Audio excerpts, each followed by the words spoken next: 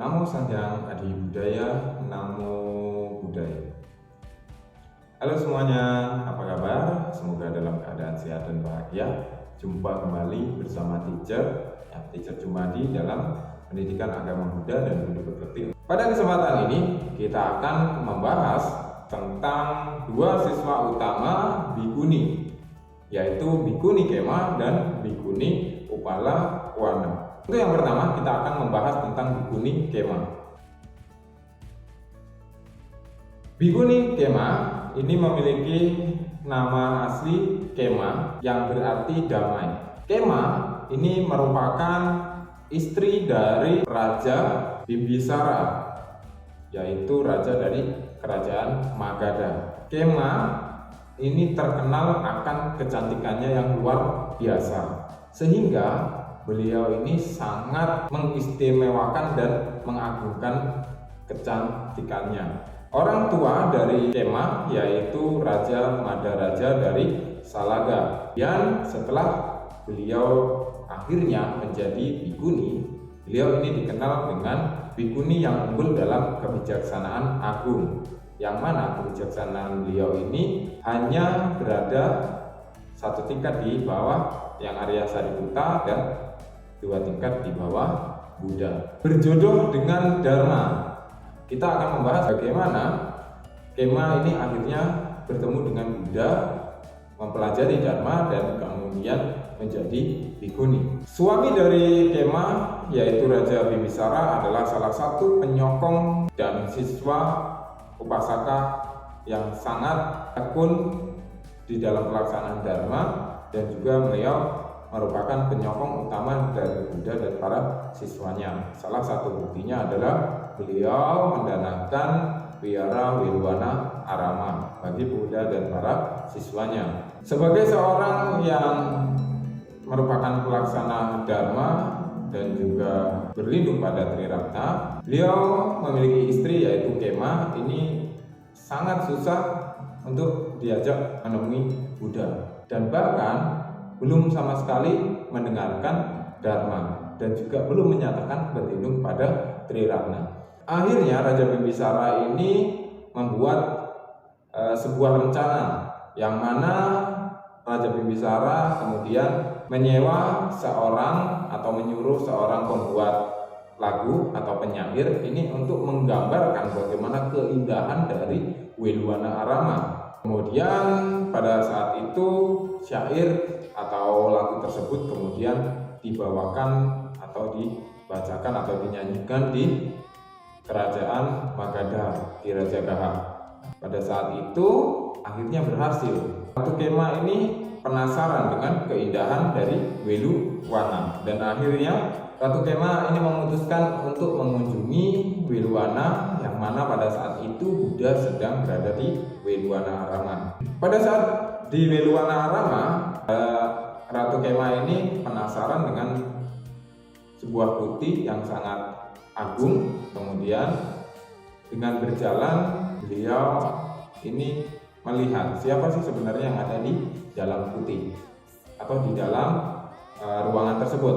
Di dalam ruangan tersebut ada Buddha yang sedang duduk bermeditasi. Mengetahui bahwasanya Khema ini menuju ke tempatnya, dan pada saat itu Buddha juga mengetahui bahwa Khema ini siap untuk mendengar atau menerima Dharma. Buddha kemudian dengan kekuatannya ini membuat penampakan tiga bidadari yang sangat cantik, yang bahkan melebihi dari kecantikan Khema. Ini sedang mengipasi Buddha yang sedang bermeditasi. Wah, melihat kejadian itu, Ratu Khema ini sangat takjub. Kenapa gadis yang sangat cantik laksana bidadari itu kok mau untuk mengipasi Buddha?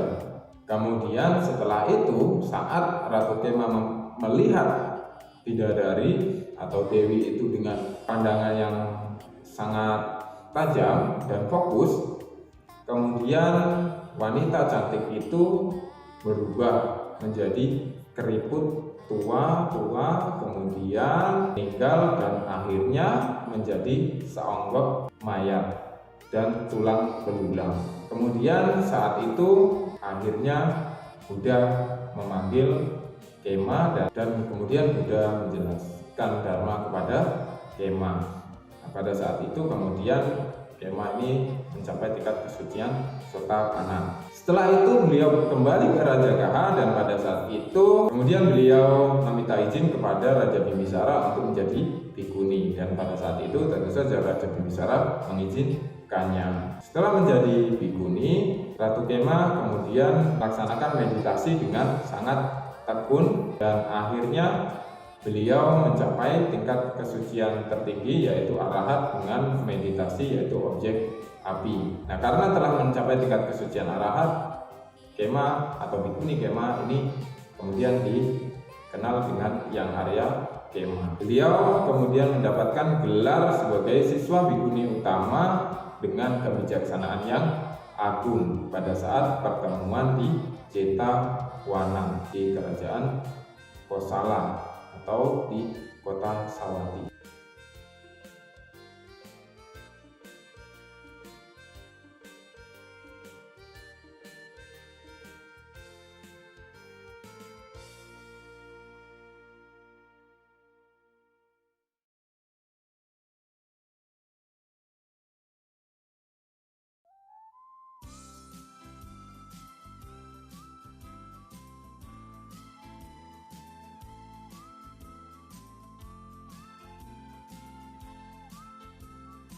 Bhikkhuni Kema mampu menjadi bhikkhuni yang unggul dalam kebijaksanaan agung karena di kehidupan lampaunya beliau bertekad pada masa Buddha Padumuttara ketika beliau terlahir sebagai putri dari keluarga budak di Hang Savatthi.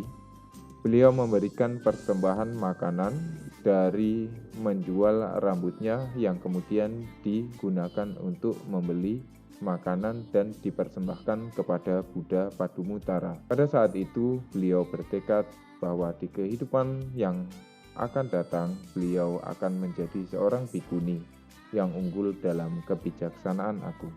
Selanjutnya kita akan membahas tentang siswa utama bhikkhuni yang kedua, yaitu Yang Arya Upalawana.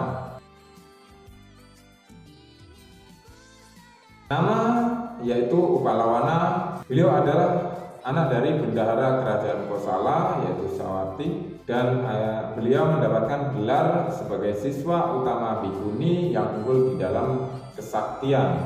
Gelar ini didapat bersama dengan Yang Arya Kema pada pertemuan yang terjadi di Vihara Jetavana. Upalawana ini adalah seorang gadis yang sangat cantik, yang kemudian karena kecantikannya banyak raja dan laki-laki ini yang melamarnya dan ingin meminangnya untuk dijadikan istri. Karena saking banyaknya para raja dan laki-laki dan bangsawan yang meminangnya atau ingin melamarnya, ayah dari Upalawana ini kemudian berpikir bahwa sebaiknya anaknya ini menjadi bhikkhuni agar tidak ada pihak yang merasa kecewa dan tersakiti. Kemudian ayahnya yang merupakan bendahara kerajaan ini bertanya kepada Upalawana, dan pada saat itu Upalawana kemudian menerima saran dari ayahnya agar beliau menjadi bhikkhuni. Upalawana ini kemudian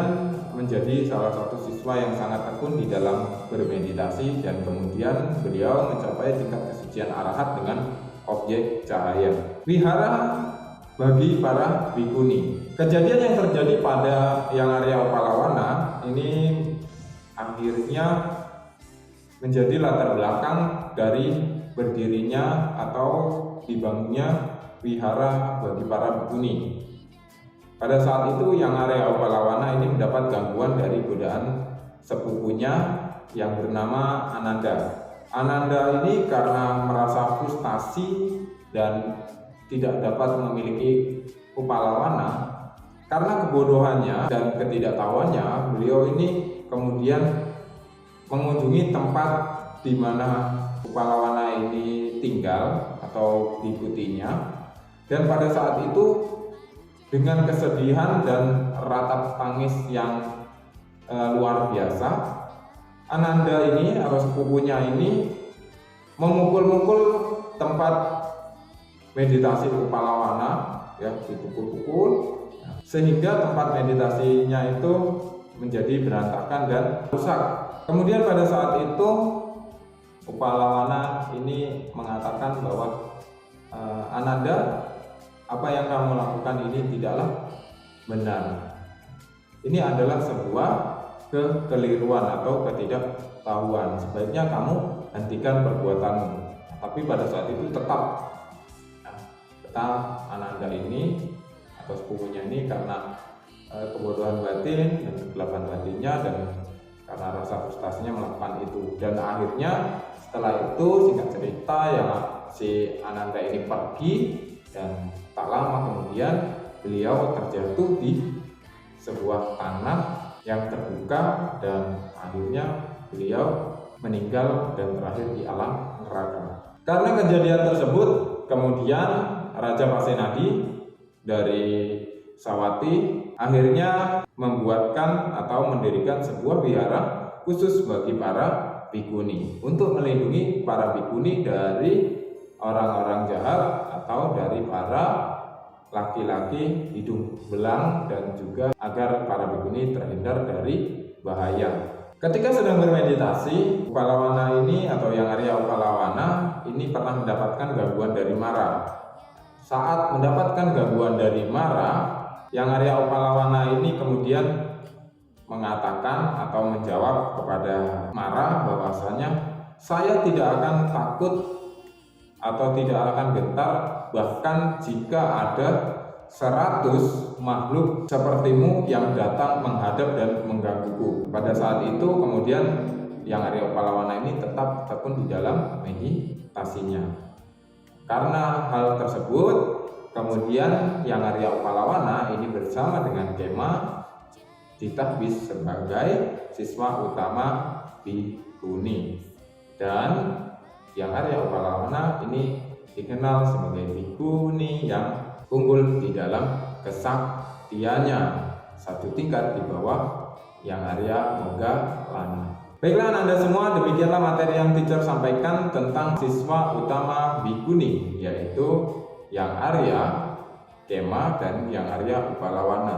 Telah selesai teacher sampaikan, semoga Anda semua dapat mengerti dan memahami materi yang telah teacher sampaikan sehingga bermanfaat bagi kita semua. Dan teacher akhiri dengan Sambisata Bhavantu Sukhitata, semoga semua makhluk hidup berbahagia. Sadu, sadu, sadu. Namo Sang Hyang Adi Budaya, Namo Buddhaya. Di Kota Sawati.